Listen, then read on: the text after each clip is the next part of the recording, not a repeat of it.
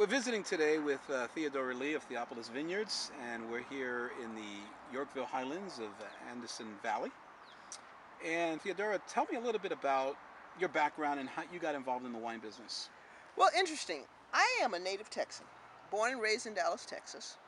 I grew up in the city, but Hmm. on the weekends, I always went out to Ellis County, where my father had a small farm, Hmm. and I learned to drive on a tractor. Farming is in my blood. Hmm. My father raised cattle, and he had gardens, and he even used to pick muscadine grapes and make wine, and that sweet wine, which is why I only do dry wines, Right. never was good for my palate. Hmm. And so when I moved to California back in the 80s, I am a lawyer at Littler Mendelsohn, then an associate, now partner. Several of my partners had vineyards.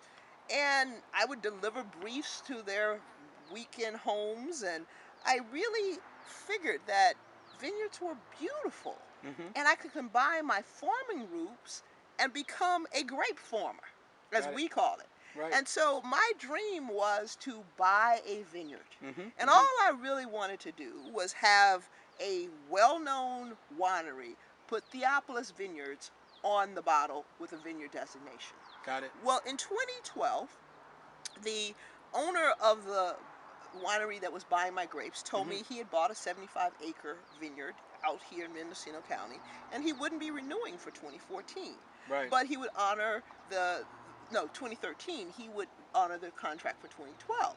But that contract had a provision that the grapes had to be picked at 27 bricks. Unfortunately, Mother Nature started raining Hmm. before the grapes met 27 bricks. And for Right. those of you out there, that's the sugar level. So I had to pull because I couldn't leave them on and go through the rain. I delivered the grapes.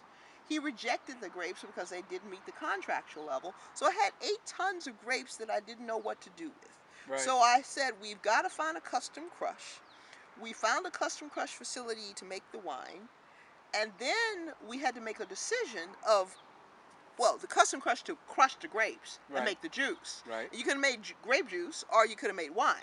Right. And there's no money in grape juice, Hmm. and I like wine.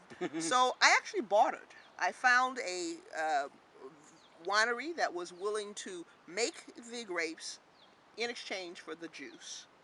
And that's how I got my 2012 Petite bottled. Got it. And I bottled the 2012 Petite for the first time in September of 2014.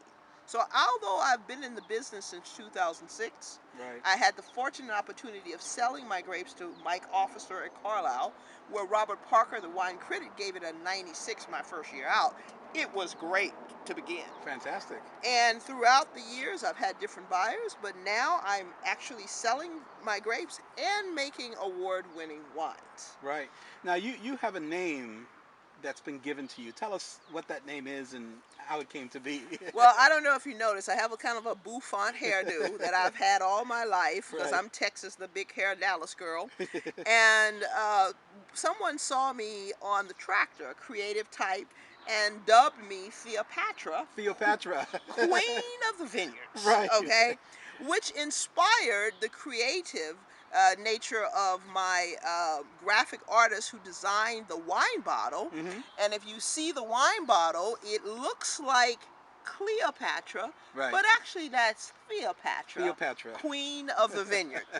And you know, staying with that whole theme, Theopolis Vineyards the was a name that I decided to use because I actually was given the Greek name Theopolis Vineyards Hmm. back in the 80s when I pledged Delta Sigma Theta back at Spelman College. Right. And when I was looking for a name for my vineyard, I Right. said Theopolis Vineyards.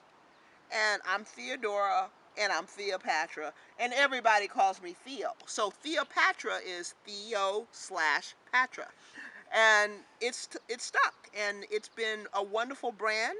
It has been a well received wine, and I'm enjoying it. Absolutely.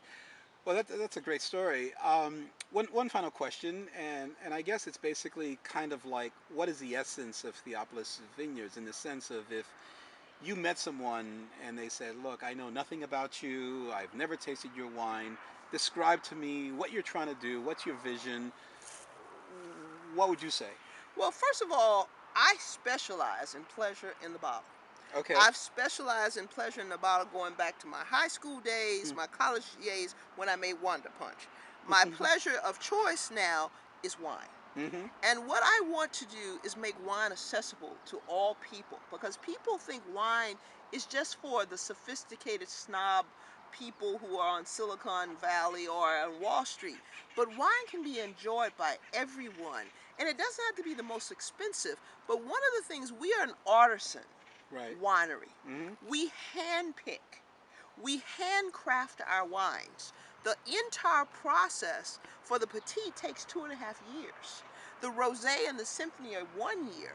But one of the things that I think that make us unique is we specialize in unique quality wines. Symphony, there's only 1,000 acres planted in Okay. all of the United States. Mm-hmm. This aromatic wine, which is a crossing between Grenache Greece and Muscat, is so unique and quality. The Rosé Petit, wonderful. I bottled the Petite and the Symphony 300 cases last year, Mm-hmm. 2014. Right. This year I plan to bottle 800 cases.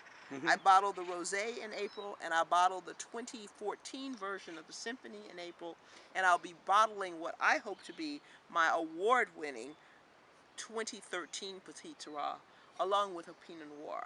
And I will tell you, I want people to enjoy wine, celebrate life, Right. share it with family and friends, and eat great food Mm-hmm.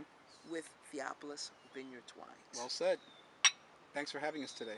Oh, it's been a pleasure. You are just a jewel. It's been a great afternoon, and I'm glad you've enjoyed our wines. Thank you.